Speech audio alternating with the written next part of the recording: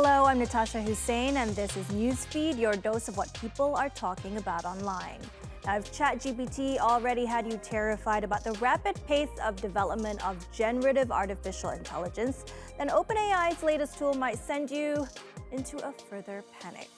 The chatbot maker has a new AI tool, a text-to-video generator. It's called Sora, and its creations have taken the internet by storm.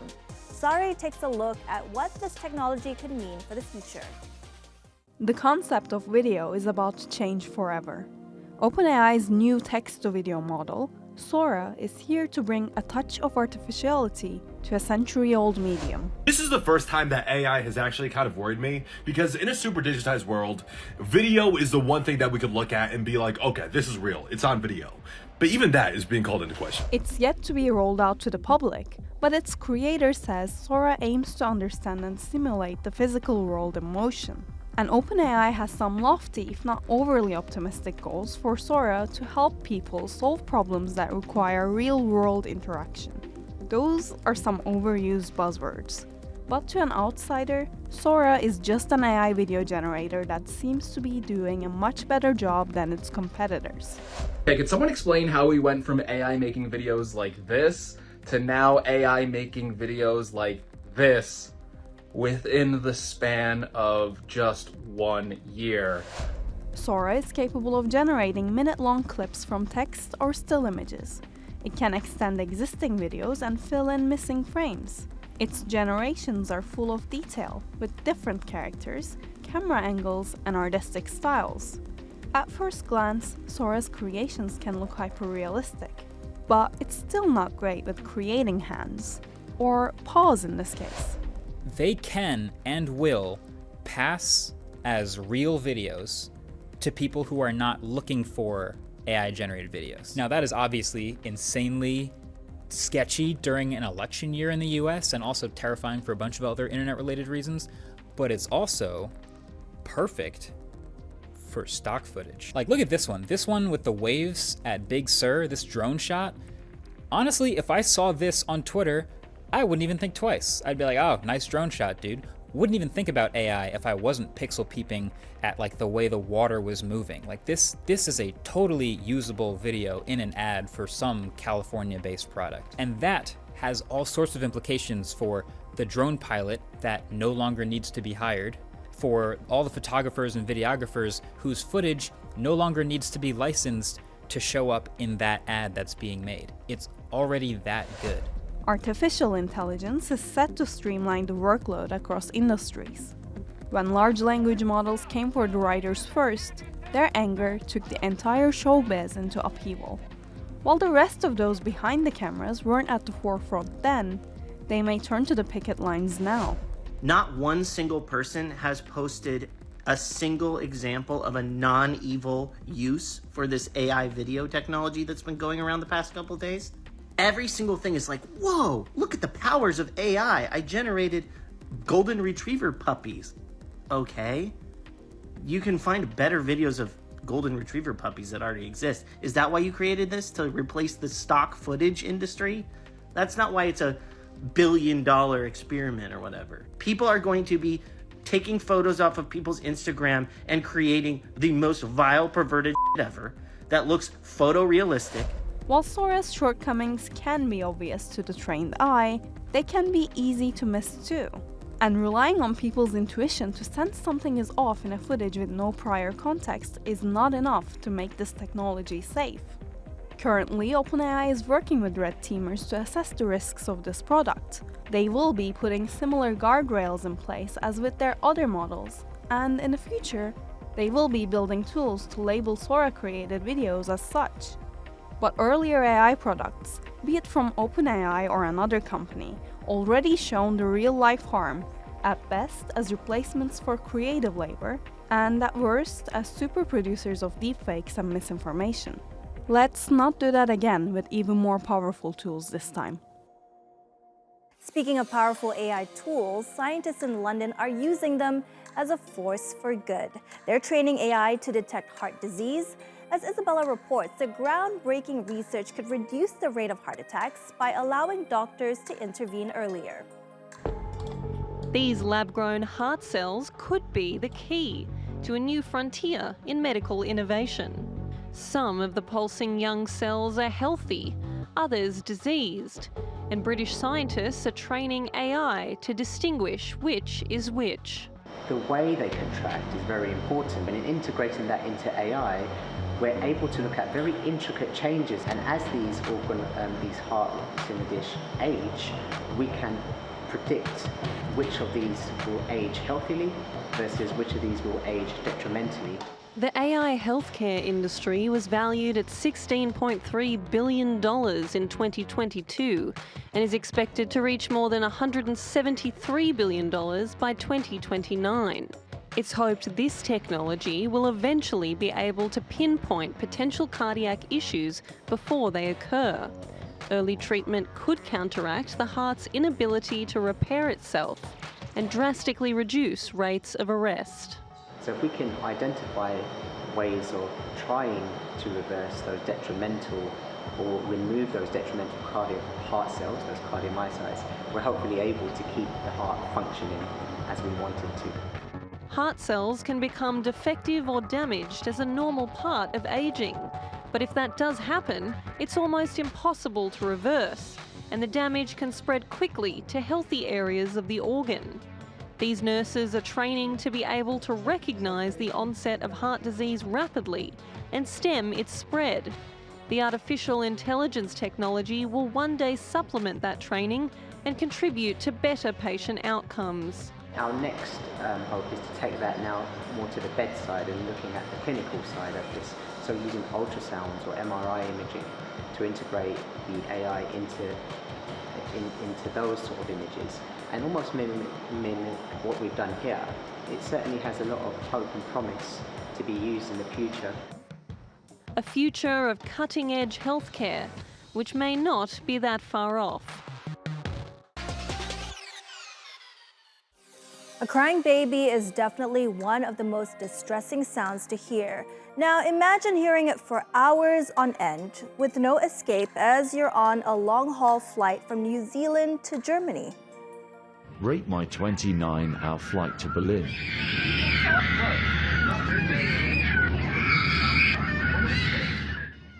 Ouch, that's pretty hard on the ear. Passenger Henry Beasy filmed the infant crying throughout the entire trip, which he claims was 29 hours long. And that mile-high cry has got netizens talking. If you are seated around or next to a screaming child or baby on an airplane, help them out. Like, help the parent out. Distract the kid, talk to it, ask it questions, make funny faces. Like, you aren't going to sleep. What else are you doing? You're on a plane.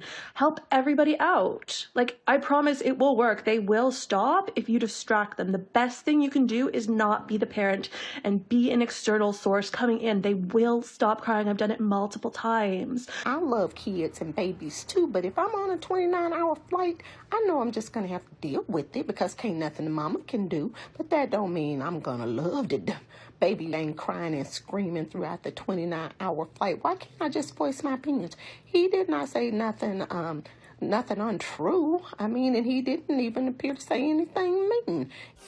As you can see, Henry's video has gone viral with hundreds of thousands of views, and it's also reignited a long-standing discussion on child-free flights.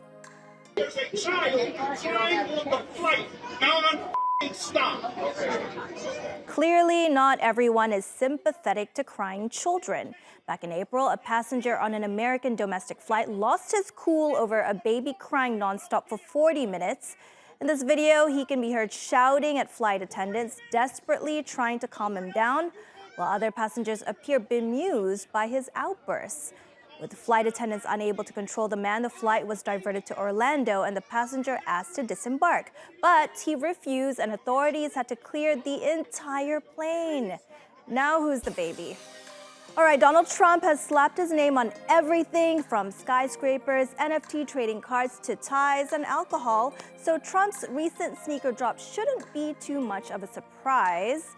check out these trumped-up kicks. The Never Surrender is limited edition with only 1,000 pairs up for grabs. Then there's the POTUS 45, because who doesn't want some presidential merch, which will set you back $199. Ouch.